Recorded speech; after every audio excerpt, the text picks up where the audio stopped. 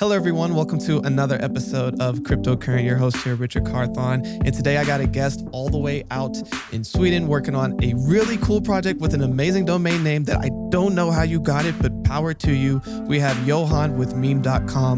How are you doing today? Excellent. How are you? Happy to be here. Oh, man, great. A lot to unpack. You are doing a lot. You've been in the NFT space for a moment. A lot questions I want to ask in that regard, but I first want to learn more about you. Can you give us some background on yourself?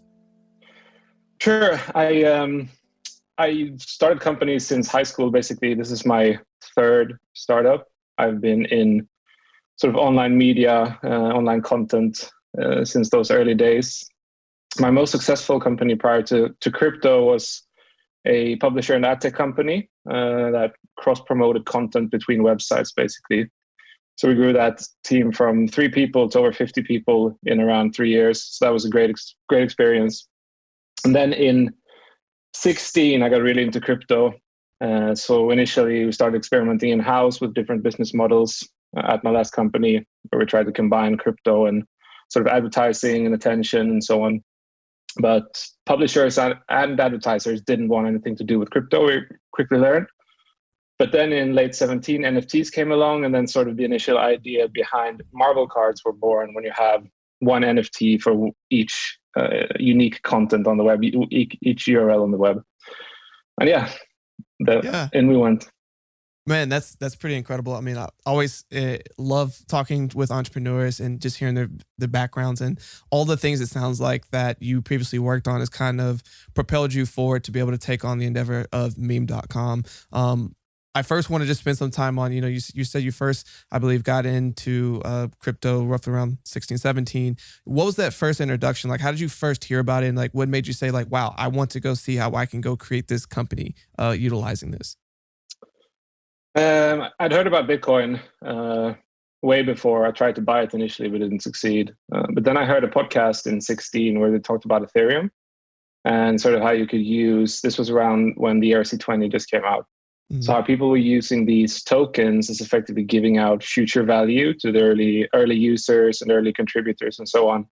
And as somebody who's built a lot of projects, having that superpower, which I thought it was, to be able to give things to your early users for providing value, that was something super powerful. So after that, I was hooked and could think of little else from that on. Right.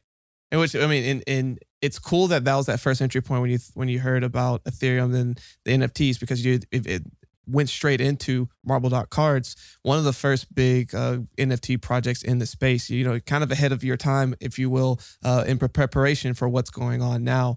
Can you kind of just walk us through a little bit more of like that concept and then how you're able to take that and kind of evolve it into what is now becoming meme.com?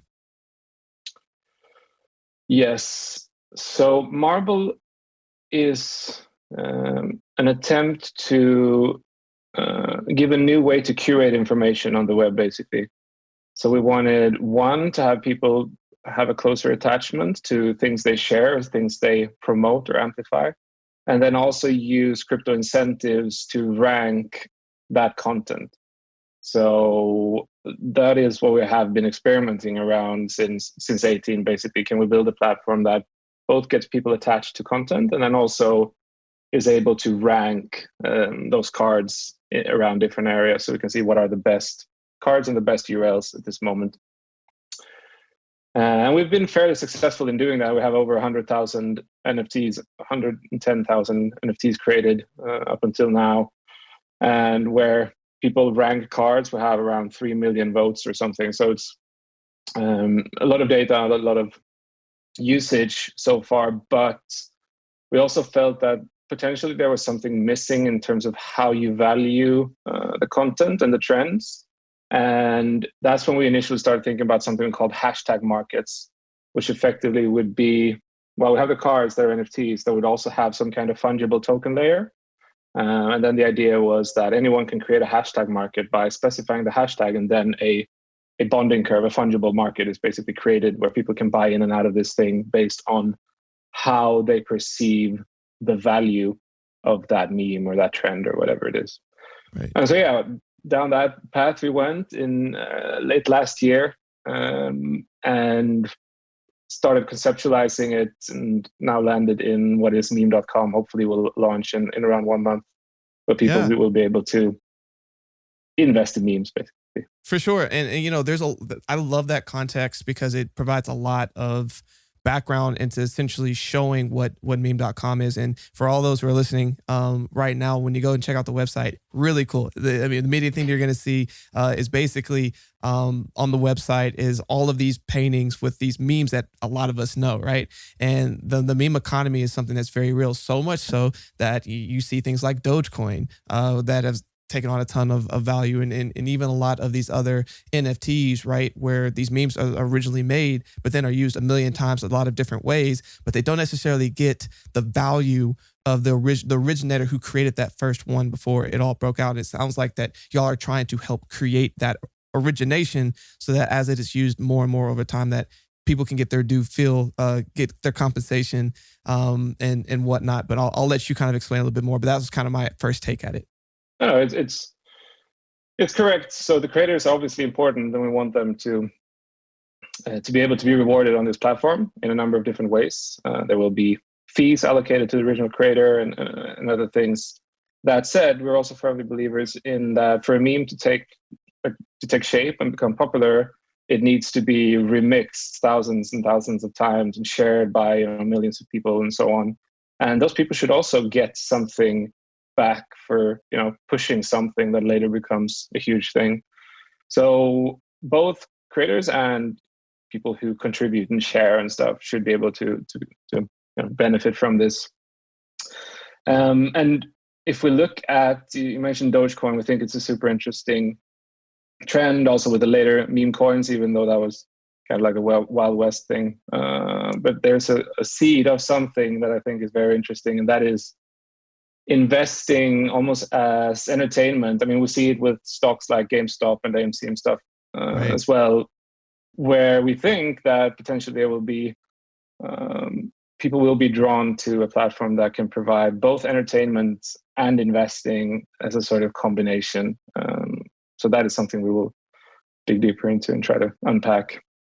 Right. As you should, man. Like I can already see your mind works uniquely in the sense of finding a market opportunity that hasn't necessarily been blended in quite the way that's been seen yet, but exploring it in a way that can be expanded on and have growth possibilities. And like, what bigger growth opportunity than memes culture right now? Like that is our generation right now. We are all flocking to memes. It doesn't matter if you are a millennial, Gen Z, a boomer, it doesn't matter. Everyone knows what they are now. And so it's a very unique opportunity in a lot of ways. So for people who are looking to potentially come on your platform, what are some of the ways that are reasons why I would come and create an account and start to put some of my content on meme.com?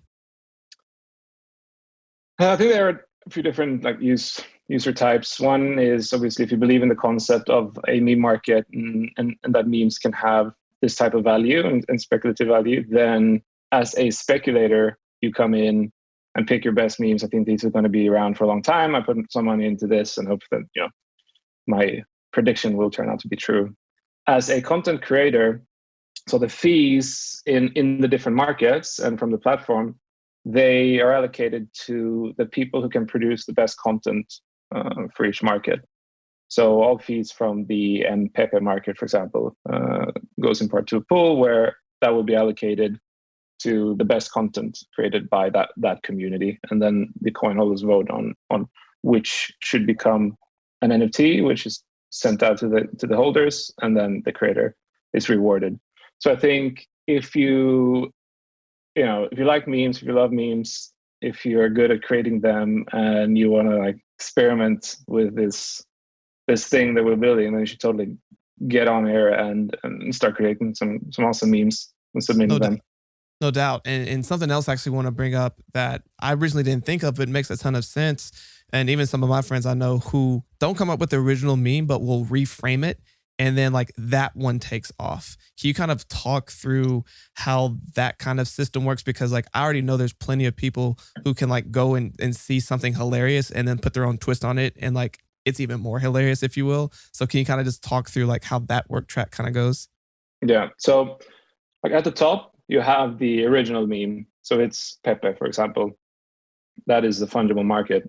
And then underneath, you have a bunch of different NFTs and memes and content and stuff. And those can be remixes, they could be marble cards, they could be NFTs from other platforms, and so on. And it's up to the community to decide which ones do they like best, which ones do they want to amplify. And then we also measure the popularity of that content on the web as well. So we look at social media shares and how much that image is shared and so on to determine what is the best stuff, basically, and then try to reward that accordingly. Yeah. And which sounds very cool and definitely something I'm looking forward to getting involved in. It's always fun to be able to put your own spin on something and also just come up with your own meme. So definitely going to check that out. And even I know that originally Marble Cards actually came out before meme.com, but there's a way that you're going to be able to reincorporate it back into meme.com. Can you kind of walk through what that relationship looks like? Yes. So Marble Cards were always a good way, a good proof of discovery. Basically, I found this URL, this tweet, or this YouTube video, or something. I was the first one to marble it, to bookmark it, basically, using this service on chain. And so when you have, so on meme.com, it should be the place you go to. Okay, I want to know more about this meme. For example, Hide the Pain Harold. Let's take that as an example. I want to know more about that meme. So I go there. There will be info and stories and stuff, and then there will be content recommendations. Okay, this origin stories and maybe know your meme page, Wikipedia, blah, blah, blah. And then you're able to pin a marble card. If I was the one who marbled this important piece of content for Harold, then I can pin that there and generate some rewards based on that if Harold is a popular meme. So it's a way to show that you were early in discovering important content for a specific meme. Yeah. No, that's cool. And that makes a lot of sense. Being able to bookmark that and getting the credit for like finding all this information and even come out in a way where it makes sense that some new person can come and use all of these resources in a very quick fashion. That sounds very unique. And again, man, it's kudos to y'all for figuring this out. I'm very excited for this launch. And I mean, what are, if you're able to kind of tease up some more of the things that are coming out on meme.com, like what are some of the things on the roadmap that people are going to be very excited about? So we're looking into creating some GAN art, effectively looking at a bunch of different, having the computer look at a bunch of different images for a meme and try to generate art, computer generated art based on that, which we can then use as in part content for the NFTs and so on that is rewarded to the contributors. We also have some more advanced creator features coming up where you will be able to effectively sign NFTs on the platform and take part in everything that they generate. So if I say I marble one of your things on Spotify, one of your podcasts on Spotify, and then that turns out to be popular, you can verify it by I can send you a bid and you verify it, and then if it does well, then both you and I will get a share of those profits. Wow. Other than that, I mean, it's now, at least the rest of this year, full focus will be on getting the meme markets up and running. It will likely be a step-by-step rollout. So initially we'll have maybe 5-10 markets, the top memes.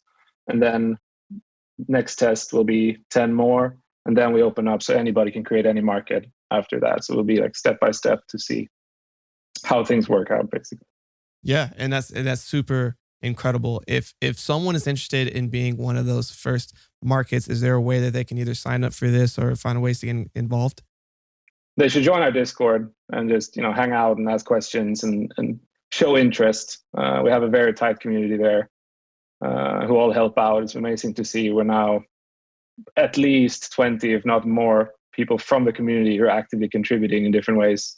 So it's awesome to see. So yeah, definitely join there.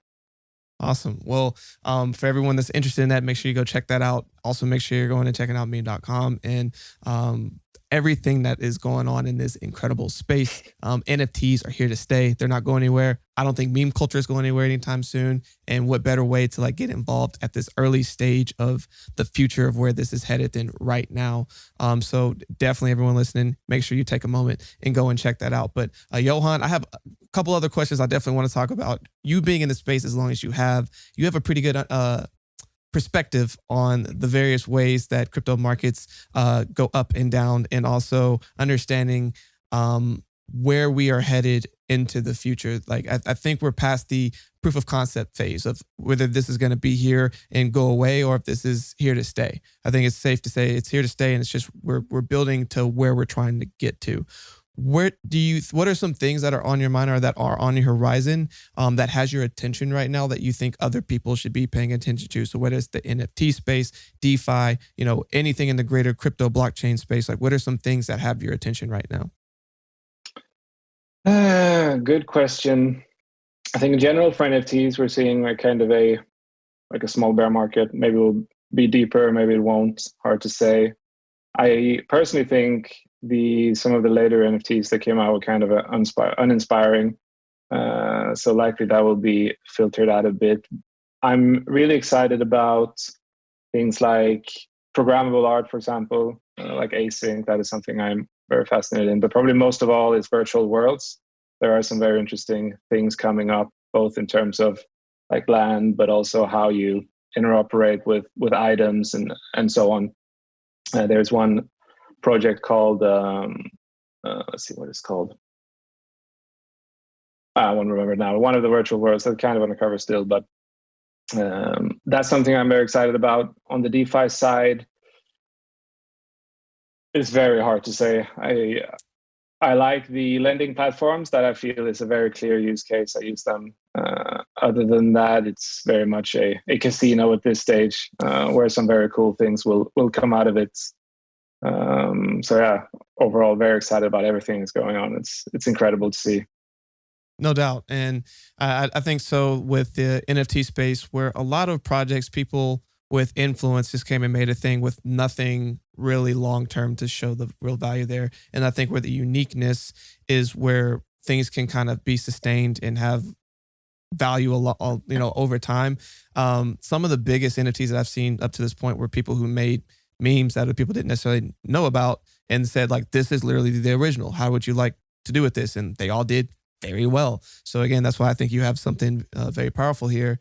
But it's continuing to find those ways to get that mix between both art and then the community with wanting to interact with and seeing like actual value with having this item that they can like reuse and show. And just like you said, like even having an original meme piece that you can then take into your virtual world on your virtual land with your virtual house that you can then put on your virtual wall. Like for a lot of people, it's kind of mind blowing. And I couldn't even conceptually think about it until I met one of our past guest, Carl Favel, who works with Decentraland, and he kind of walked through like, here's how you literally can like go do all this stuff, and it blew my mind. So I also think that's another thing that people should be looking out for, the virtual worlds and the cross between NFTs being in those virtual worlds. I think that's going to be really cool. Totally. It's amazing. Yeah, man. And another thing that you've been in this space for a while, you've probably learned a lot. You probably have taken a lot of information that if you could go and impart wisdom on yourself when you first started, you'd probably be able to get to where you are now a lot faster. So if you could take 2 or 3 pieces of information and impart that wisdom to yourself when you first got started in this crypto space, what would you tell yourself? You mean as a builder or as like an investor or? So there's 2 different lenses. One, as like a newbie to crypto. So if you were just getting started and you're like, hey, here are some things to get started. But then on the other lens, as a entrepreneur who was imparting wisdom to yourself as you were building this out. New to crypto, I would say just, hang on Twitter all day and try to follow as many interesting people as you can. That's at least how I learned initially. Mm-hmm. As a builder, I would say, so we kind of did that, but I would say one that's turned out to be very, very true was initially we said the most important thing for us while we are starting up is to have long runway. So instead of trying to get some big pre-product hype initially, we said it's better that we save whatever small funds we have and try to make this run as long as possible. So we built all the way from 18 to all the way through the bear market. And now we're able to sort of reap in a bit on that. So that's turned out to be very valuable thing instead of just running out of funds until you have something. Other than that, it's probably gimmick, but focus even more on community. Just try to get as many people on board as possible and really hang out and talk a lot about what you're doing, because it's more important to have, say, 10 people initially in Discord that understand what you're doing and they're interested in being there than, say, having 1,000 people on Twitter that just, they kind of think they know what you do, but they don't really. Yeah, definitely keep talking to your close community members and really try to make them understand and also get feedback from what you're doing if it resonates with them. Absolutely, man. It's so powerful that you just said like 10 core people. Like, you don't need a ton to get quality feedback and understanding what you're building and building it for them, because most likely that 10 can represent a larger amount of people that would love your product and how to use it. So sometimes people think like, oh, I need all the cloud, I need all the community, and they make it as huge as possible, as quickly as possible, without even understanding your product yet or having it built yet, and like understanding corely what people are looking for. And that feedback is very important and powerful. And so I really do appreciate that. And just one fun question I do want to go back to for a second. You just said something that I think is extremely important as an entrepreneur that a lot of people overlook. Is the idea of having runway, of like having enough time to give yourself the time and space when it's your time that you can hit the ground running and that you're not strapped for cash and stressed out at every waking moment. From building from 2018 basically to now 2.5 years, 3 years, depending on when that was. But like, you were heads down just building for that long. And a lot of people don't recognize that sometimes it takes a while to build to get it to a place to where you're now ready to release it to the world. Can you kind of just talk through that process of like of being resilient down through a bear market, but then also just having the vision of like, this is going to work?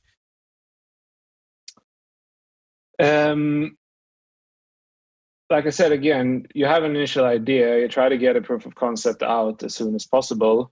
Unless you're very, very lucky, that proof of concept will not turn out as you want it to.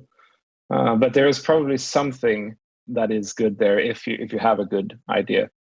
And then what you need to do is you need to find that something and then iterate on that. And so again, talk to your community, see what do you guys think about this? Is this what we should keep developing on? And one thing that we've done that's been very successful is we've tried new things in Discord. So before we build new features, we manually try them in Discord. So step one, say we're going to build, now with the meme markets, for example. So what we did first was we used a spreadsheet. So now you can buy these memes, and when you do, me and my co-founder, we manually put what you wrote in Discord into the spreadsheet. You can go in there and see what you have. So that we tested a few times. People liked it. Next step was, okay, how can we automate this in Discord? So we built some Discord bots. So now we had an automatic system where people could buy in and out of these memes. And then we tested the mechanics around. So we came up with, okay, a season structure to determine what are the best memes in a season is probably the best. So we tested things around that. And that allows us to, when we actually start coding, we have some initial idea of what is it that people want and how will they behave when they get it.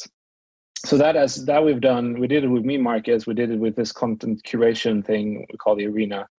We've also done it with a few other things. That has turned out to be very successful because when we then launch the product, we at least see some decent traction. That said, like looking at our user numbers, you have this curve initial and then it goes down, and then you just got to make sure that it stays at a slightly higher level than what before you released something. And then you do that over again. And that is a very slow process. Like the flat period is probably 90% of the time, and then you get a spike and then it goes down, and then it's slightly above the last. And And you just got to be there for that and keep iterating to see those numbers grow slowly, but hopefully shortly. Yeah, no, I mean, it's really important. I really appreciate you breaking that down, because I know a lot of people who listen to our show actually are entrepreneurs in the crypto space building out some of the projects. And it's just good to be able to hear the resilience, also understanding like the integrations and continue just to build. So thank you for spending some time on that and for all the knowledge that you've been able to drop on us today. But as we kind of wrap things up, man, what is a final thought that you want to leave with all the listeners here today? Good question. Just maybe not a thought, but like advice again is if you're in it and you want to get it, never ever give up. It's like, if you want it, then just go for it until you can't, until you break, and then kill some more, because that is what's required. An obstacle is just there, it's somebody put it there so other people won't get over it. But as long as you don't give up and get over it, then you'll get it. Yeah. Final great thought. For everyone who needed that today, a piece of resilience, just keep it moving. It's going to work. If you have a way to keep finding ways around the obstacles and keep leaning on community, keep finding people who have trying to do the same thing that you've done. And if you're looking at something a million ways, and for all those, of course, who are listening, we do all these shows. Also, if you want to watch them, I'm manually putting up my hand right now. If you're looking straight like this, but then all of a sudden someone can look at it this way, now you see a new way that you can potentially go after that challenge. So just keep being resilient, keep getting after it. Johan said it best. Just thank you so much for spending time with us, dropping that. What are ways that people can connect with you and learn more about all the things you have going on with meme.com and Marble Cards? So our Discord is definitely the best. We're all very active in Discord. So that is what I would recommend. And our Discord is on our Twitter. Our Twitter is at Meme Explorers. And you will find a link there. Excellent. Well, again, Johan, thank you so much for joining us today. And of course, for everyone listening, stay cryptocurrent.